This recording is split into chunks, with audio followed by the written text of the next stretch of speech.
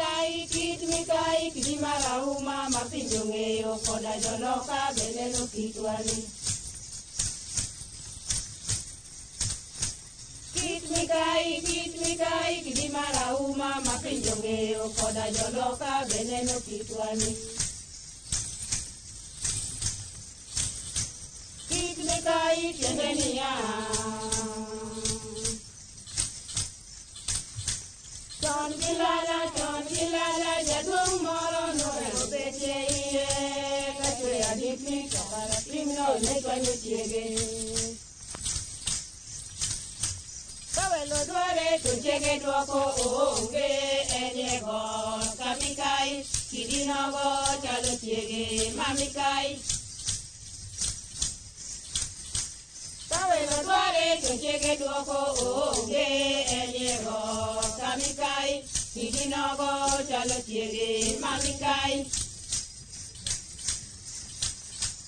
Mane momiyo ng'eyo kit Mikayi.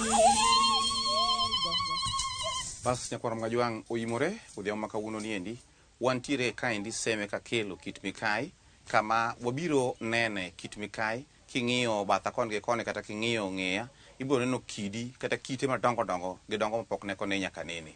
Mano e kit Mikayi mwawuoye niendi. Bas ma en chenro mar 111 kaka pile ma kelo nu chenro niendi enan James Rabala inyalo ni Kwanse Rajabu orga chieng. Antiere kaendi koda jaduong' ma ong'eyo dalani maber moloya. En wuone modwa no wuo kode sani endi adwa ni ong'iswa nyinge to gi tich motiyo kaendi. Ya, amosu no imore uru nyikwara Mgajwang'. Iluonga no Buyu Ngeso, ajaseme ka kelo kit Mikayi ka. An kaka ng'ama nyiso welo history mar kidini. E tich matiyo ka miluongo ni Toagad gi dho Kisungu. Kamano. Kamano. Bas man kaka usewinjo nyakwaro Mgajwang' en ni kawuono bed mana koda kaendi wadono mi sigana mar kit Mikayi. Idung' miwa mana matin sigand kit Mikayi niendi. Ne ochakore nang'o? Kidini nene kochakore onyuol wayude ka entie kae kendo koromo ka koromo ni. To kidini kaka no chakore, kidini nok nyal wuotho kabiro ka. Ng'ama ne nyalo tingo kidini mabiro pidho ka bene onge. Mak mana ni ka Nyasaye no chwe piny gi polo to Nyasaye ne wacho gima kama obedie to ne bet. Emo miyo kidini no bedo ka. Ma wach chene duto mag Nyasaye. Kamano. Nana kamano. O kidini endi wacho ni nyaka nene en mana gima ntiere kaendi makata kaka no biro kuma no ae gime okung'eyo. Sawa. To kidini endi aneno ka ng'iyo bathe kwa aneno ka misuma moko nitiere kuonde gendi. O dibe ntiere jolemo mabiro ka kae. Jolemo ka kata joro lemo ka joluong mogik be biro lemo ka. Jolejo samo biro gi misuma ka gilemo ne jatuo kata ka gilemo ne ng'ato ka nigi chandruok kaka dhano nyaka bed gi chandruok. Ka en gi chandruok mopogore kata gi tuo to gibiro gilemo ne ng'at man nigi chandruok no to gipedho gimoko misuma to gipedho kitamba makwano kanyo Koro mano e kaka jolejo lemo ka. Ang'o ma dimi jolejo kata dine mamoko goendo bed gi geno moro ni ka gilemo etie kit Mikayi ka to jotuo ma gilemo ne ginyalo chango. Ere tudruok mabede kind kit Mikayi to gi tijgi mar lemo to gi chango mar jatuo. Kidini kapok nene jolejo biro piny ka lejo biro piny ni higa ma 62. To kane pok lejo biro ka jodongo ne biro ka to ne lemo ka kendo ne timo liswa ne kidini mane yeng'o ka. Kane piny omoko kodwa semo moko ti maonge kaka watim. Jodongo ne biro ka to lemo ka kendo luongo kwa Nyasaye gweth mondo konygi mondo koth ochwe nikech kinde ne wapuro to wadwa komo to waonge koth. Koro jodongo ne biro ka malem makwa Nyasaye makel koth makoth chwe.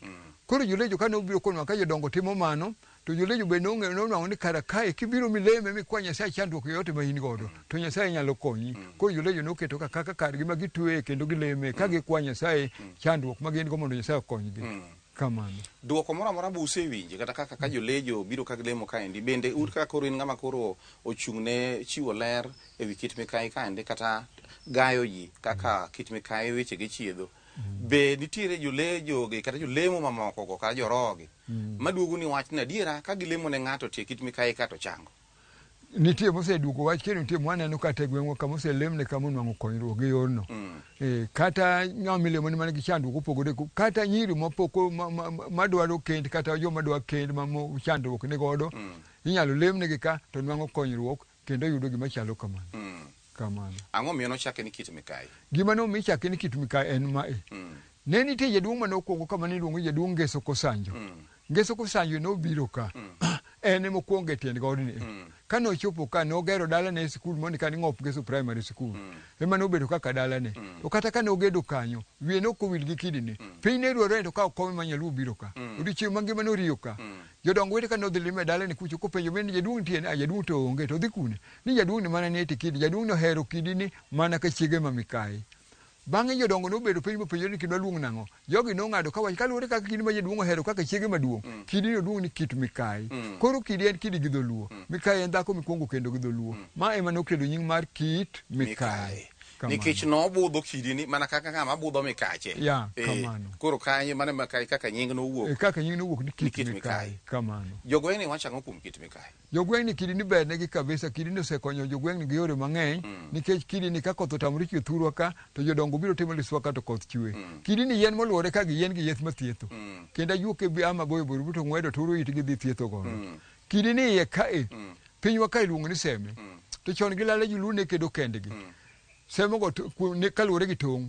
Semo go tong' Gasembo. Semo go tong' gi Gem. Semo go tong' gi Kisumu. Nitie kinde mane Kisumu donjo e lop seme gi thuon mondo mi orem seme Kisumu kaw lop seme. To nitie joluo mane luongo thund luo. Thundi mag seme. Ne biro e kidini. Ema ne giloso plan kaka gidhi kedo gi Kisumu. E sama ne gibiro ka ne gibiro gi jaluo kaka yoga mang'eyo ka gidhi lo lweny kata idhi logi. Lweny ne lweny Tongo Kumba. Tongo Kumba ne kete bur moro nitie iye ka ubiro dhi neno. Ka ne gisechopo kanto lweny kanyo bur ne mane kete Tongo Kumba to be mane kete Aguch Belo. Thuondi gi ka kisedonjo e kidini hihi makoro gidwa wuoyo makoro gidwa chako wach. Nitie jatendgi malem machung' malem koro ka gichako wach. Koro ka gichako gombaka kaka gidhi kedo lweny ma gilos plan ma kaka gidhi kedo. Koro kochopo sama gidwa wuok ma gidhi kedo to gikwongore.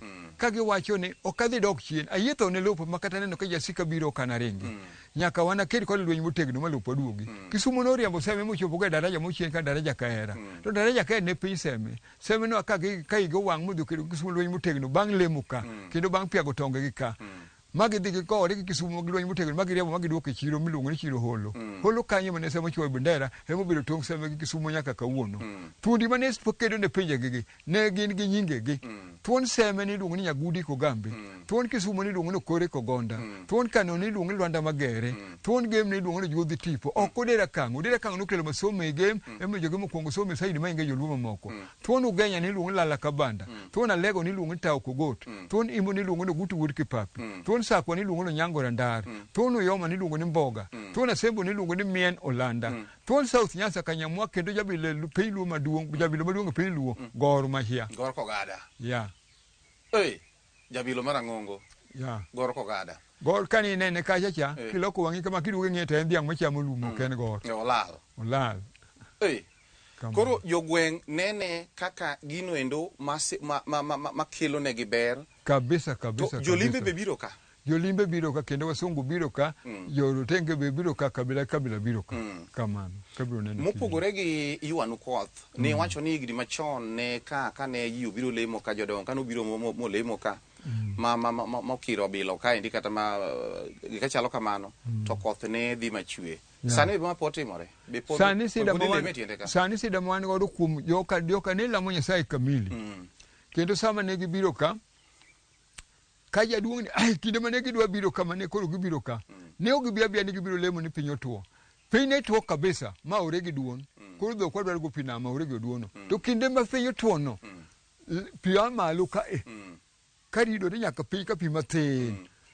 Ka jodongo seneno to ng'eno higani nyaka watim ne kidini liswa eka wanachiem. Koro wach ni dhi nyaka ka chief.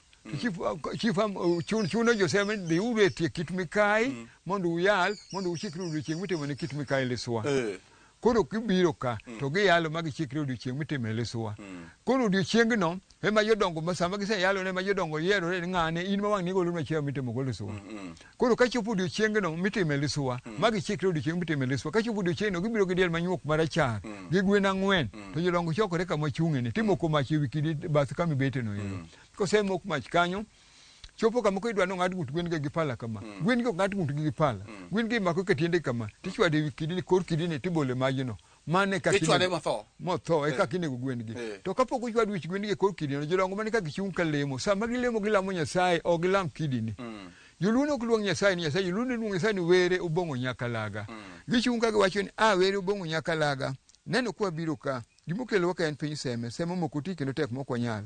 Wasepuro to ok nyal komo nikech koth onge to in emigeng'o koth obong'o nyakalaga. To mae kama ne jodong seme duto rewe ka piny omoko kaka koro mokoni. Jodongo ne rewo kata kwai gwedho piny koth chwa komo en thuolo chiemo. Kawuono gwedho seme koth chwa kom. Neno kwa olore piny moko kwai go gwedho. Jodong seme duto ni ka kad per ni ka gomba ni ka. Jodongo ne wuok e udi ka uwe wang. Sani koro chieng' oluo dir polo ter chieng' ne dirwa tero dhi podho. Opodh maber. Koth olu bang'e, koth madhako, koth maonge mor polo, koth maonge auka. Kamano. Mane kaka nigi lemo. Kamano. To Nyasaye timo. Kendo ok nindi, ni kiny koth chwe kiny kata orucha. Chieng' no katimore sa 7 to piny olokore dichiel koth o. Koth chwe nyaka higa rum. Ka kiny piny run jodongo gi duto, ka kiny piny duto ni puothe ji komo. Ya. Mane kaka negi time. Mane kaka negi time. Sa yango diendni, kuro kidwa yang diendni. Diendni ok yangi ng'ama iluongo ni jadak e seme ka. Iyange ka nyuolo ma seme kamili. Kose yange to ringo gi duto gi gwen gi onge mitedi bulogi. Tichamo gi hadha maonge kuon. Ringo kosebedo tayari ma idwa chamgi. Jaduong' mane olemo cha. Ng'ado kipande matin maromo kama.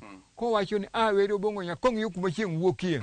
Kowacho ni were obong'o nyakalaga. Ma eli swa maloso ni mokwago gweth mondo gweth seme koth chwa kom. Koth chwa nyithindo lud chiemo. Jodong seme lud chiemo ni gidwa chame to kapok gichame to in mikwongo chame nikech in mane olosi nigo kamano. To bolo kipande mar ringo ni kamo barore cha ineno kacha.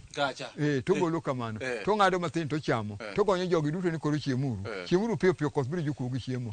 Ok nindi ni kiny koth chwe kiny kata rucha. Kata imore sa 7 to piny olokore dichiel koth o. Koth chwe nyaka higa rum. Kaka ibiro ji duto ni puothe ji komo.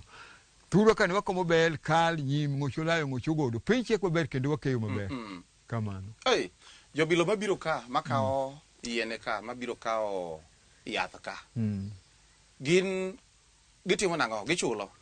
Nyaka gibi kama gichulo nikech yien gitindo ok dwano to nikech jomoko biro dwano tongi to ok dwano tongi, jomoko be biro dwano pak korgi to korgi ok dwano pa nikech kopak korgi to nyalo tuo. Koro nyaka nyise kaka obiro kawo gireno. Kamano.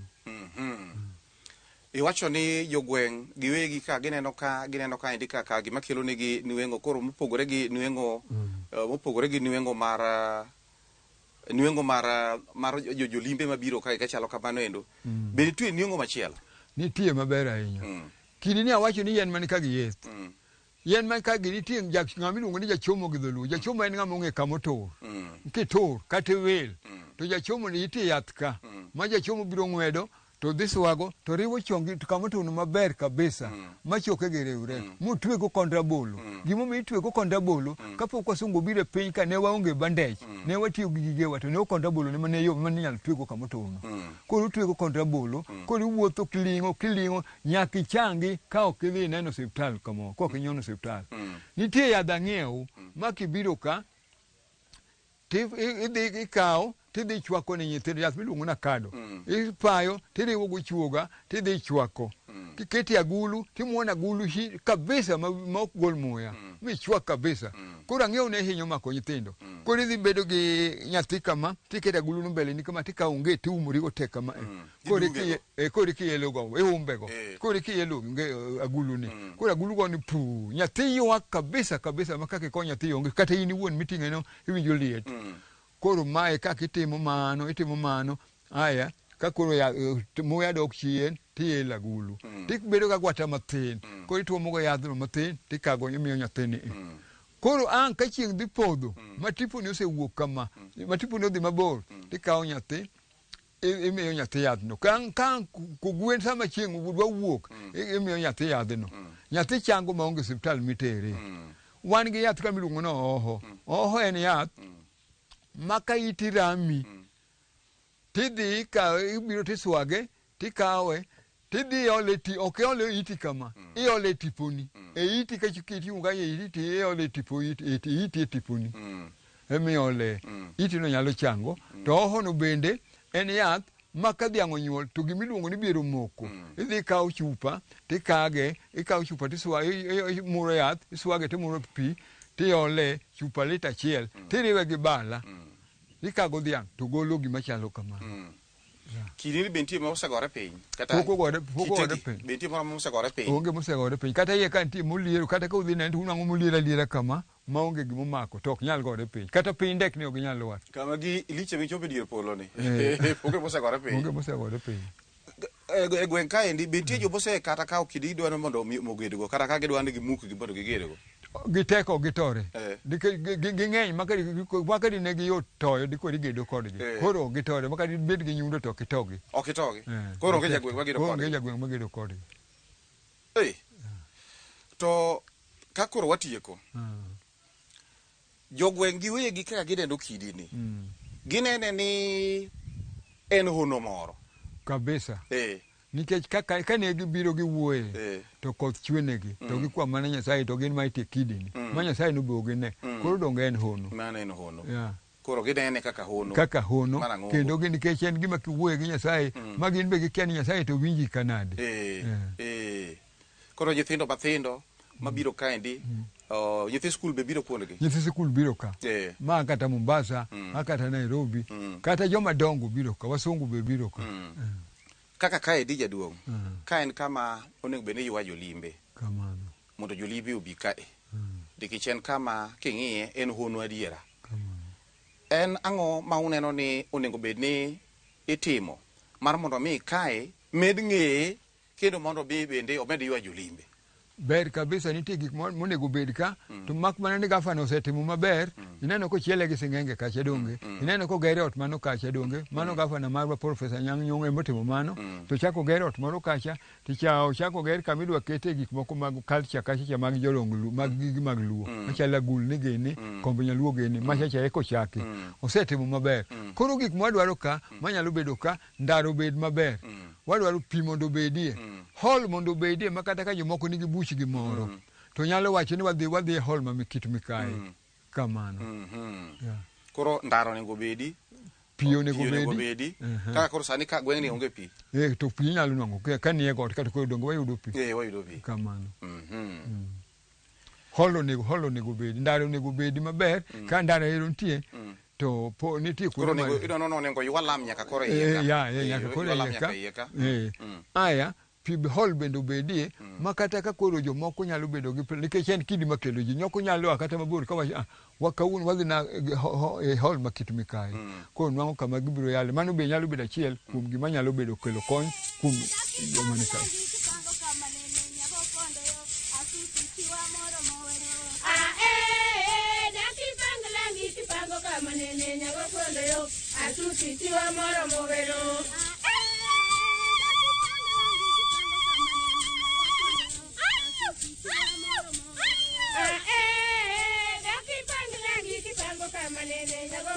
Nyinga iluongo ni Gladys Obuyu Ngeso from Kit Mikayi Rock.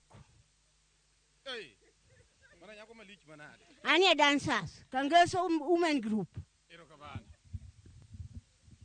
Silvia Diambo Jagero anya seme ko lunje bodi atedo Kit Mikayi ka dancers akora adwa go gwenu matin kayuo chere maringo gi gari nyamo skiwinje kayuo chere maringo gi gari nyamo skiwinje achi seme ka kelo choga monda winje achi seme ka kelo choga monda winje jowi aye kodi Kinyinga iluongo ni Vicky Achieng' Otieno achiwo do diemo anya sembo kasabo atedo seme Kit Mikayi an jamiele Kit Mikayi kaendi ang'o ming'e kuom Kit Mikayi Kit Mikayi ang'eyo ni en kidi ma ji bire tuwa welo donje iye nyithi skul puonjre iye to ka koth pok ochwe to ne nitie misango mane itimo ei Kit Mikayi to tok misango no koth chwe ka koth ne onge ma in ng'a an Phoebe Ongoro Osio anya Kisumo ka puonja atedo seme ka Kit Mikayi ka kwara no nyuol Kit Mikayi ka ang'o minyalo wacho kuom Kit Mikayi Kit Mikayi ka nabire nayudo ka kwerewa machon mene ni kae ne timo misango ne gitimo misango ne got kendo ne got ne winjo gima koth ne gima ne gidwaro ne timore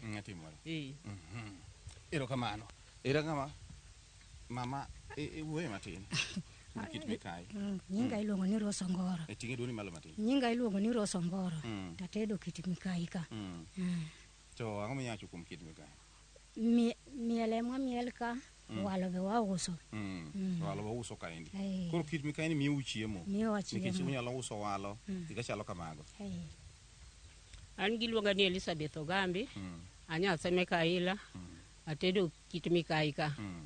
Gima kit Mikayi konyowago. Kit Mikayi kikendo dhako to chandi. Tibiro kod dhako ne tiende ka. Tigo tenga. To dhako no kuweyi makata chandre marom nadi. To kodhi? To kodhiyo. Igoye ga rungu to oluora. Oluorore aluora. Onge kumodhiye. Mane momiyo kit Mikayi konyowa. Ero kamano. Amor ka okuwechi. Teresa Wuor. Barasa? Teresa. Teresa Wuor. Anya ugenya. Atede seme ka kit Mikayi. Ang'o mikunyacho kuom kit Mikayi matin kata wach moro achiel? Kit Mikayi to konyowa. Wamiele iye ka. Omiyowa konyruok mang'eny. Mang'eny.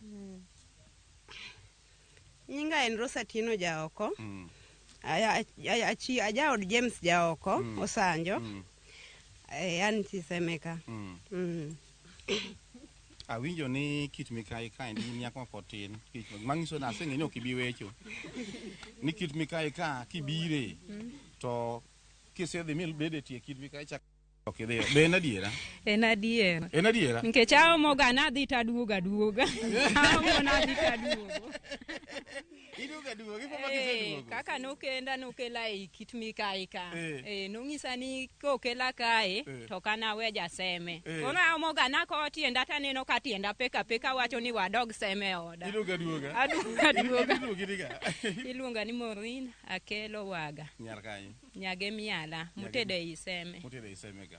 Ero kamano. Adwa medo gimoro be kendo makonyowa kae. Aluora mar godni nitie yedhe mag nyaluo makonyowaga kuom ka yedhe korka dhiang' kata korka ich kach giregi. Inyalo biro tie kit Mikayi ting'wedo yath. To dhi konyi. Jolemo be biro ka yudo konyruok e tie kitwagni. Ero kamano. Kamano. Nyakwaronga Jwang' antiere kaendi kod jodongo ariyo ma bende gin jodongo gweng'ni. Adwan bende awinje pachgi kaluwore gi wach kit Mikayi ni endi. Jaduong' inyalo chako gi nyingi kaeto inyiswa ni to en ang'o ming'eyo kuom kit Mikayi? Ero kamano. Nyinga en Luke Anamo Tedo. Ajaseme ka e dhot miluongo ni Kolunje. Gima ng'eyo kuom kit Mikayi en kidi ma nitie kod luor kendo ji ogeno kuome kaka kar lemo man nyonona ka mokwongo ne biro neno kaka ji lemo kit Mikayi. Mar ariyo, an japuonj mar skul. Kit Mikayi gima ng'eyo kuome maduong' en kama konyo nyithindo e yore mag somo moloyo kuom somo moro miluongo ni geography. Kaendi kokele nyathi sami puonje kuom kite kendo kaka kite ng'injore miluongo ni weathering, to nyathi mikelo ka ok owinjore koro weya en kik ipuonje. Kichaki dok e geography kanyo en kama nyithindo some wach moro mar ikruok mar kite iluongo ni volcanicity. Maendi en ranyisi maduong' misomo e piny mangima kaka kite mane olos gi volcanicity ma koro wuok monyenyore oko muchung' koriere tir kendo dagi gore piny. Kuro iwacho ni gini kite ma hikgi ng'enyie mosekawo milion mag higni mang'eny e piny ka, ma lainde ni ong'ado nam mar Victoria modhi nyaka Mwanza. Ka in joma sedhi Tanzania inenogi ka gin Mwanza kuro, Bukoba, nyaka Uganda gidhi nyaka Tororo Rock gini ma ineno lain achiel mochopo nyaka kuro. Iluonge kategori ni Nyanzi and Batholiths gi dho wagunda. Kendo en kama duong' ma wakawe kamano kaendi to kisomo buge mang'eny to nyaka yud ka kit Mikayi ogwelie kaka gima konyo kuom somo. Erokamano. Jaduong' iluongi ni ng'ato. Jaduong' iluongi ni ng'ato inyalo ng'isowa ni ang'o ma diwach kuom kit Mikayi? Nyinga iluongo ni Joshua Ngaramisi. Achaseme ka kelo kit Mikayi ka. Gima dawach kuom kit Mikayi ka mang'eyo. Kit Mikayi ka kane madongo kata chon ka matindo. To gima wayudo ka wacho ni kikawo nyako mokend ma miaha ma wendo. ikele iye ka titere iye mari Mikayi iye kucha tikone ni go tenga to kose go tenga iye kuma ot moro ntie iye kacha kama pi moja betecha bas nyako no kato timne to ko kete go tenga kanyo marari nyako ne ok nyapa ni mano juok mane rugi mane giyudo ka kwere kane okunyal ng'eyo kech en ng'ama wendo ikone ni tim mane mondo ikawang' ibed gi kwe kwe nodhi ogo tenga iye kanyo ae dhako no mar ariyo ni wacho ni mane mar ariyo mana wachoga mamacho machielo Mikayi ka nitiere yeth makata makonyo ji kata ka ng'ama ginene onge dala to inyalo yude igole yath mamiyo ng'ato dok e dala mobed dichuo kamili mano be ber ma Mikayi ka nitie konyruok mayude iye ka erokamano bas nyakwara Magajwang' mane dir ng'eya ni endi e kit Mikayi mane wawuoye chande manitiere e gweng' mar Seme e kaunti ma Kisumu kaendi. Kaka pile mane kelonu chenro mar 111 en an James Rabala, inyalo ni Kwase Rajabu Warga Chieng'. Watude kendo chieng' machielo kata juma machielo mobucha ko bedo koda chenro machal kod maendi. Thotinda doka rom gi nera.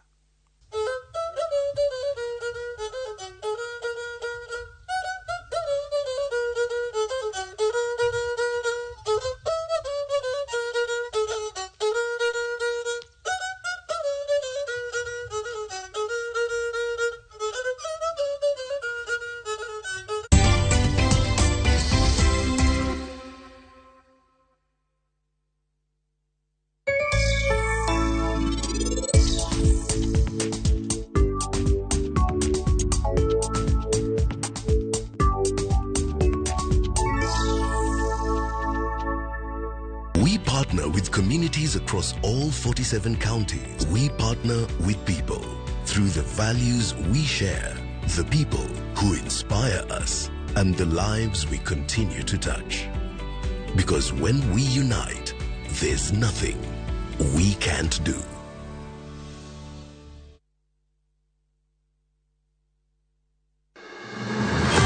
Sama otimore. Kama otimore. Wananchi wako na uwezo wa kusema